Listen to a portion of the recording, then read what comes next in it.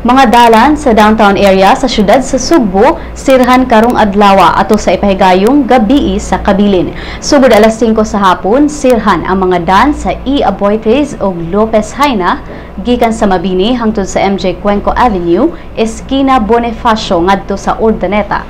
Balesteros gikan sa Bonifacio paingon sa E. Aboitiz, P. Burgos gikan sa Urdaneta paingon sa MC Briones, Dan Colon gikan sa D. Hacosalem paingon sa Mabini ug Osmeña Boulevard, gikan sab sa D. Hacosalem paingon sa MJ Cuenco Avenue. Matod ni Situm Operations Head Joy Tumulak nga suspensohon usa ang night market karong gabi sa Dan Colon. Dugang niya nga ang tugutan lang nga makasulod mao ang mga tartanilya o mga sakyanan sa participating barangays o organizations. Ang gabi sa Kabilin usa ka annual cultural event diin pipila ka mga museums ug heritage sites sa Sugbo ang ablihan gikan sa alas 6 hangtod sa tungang gabi.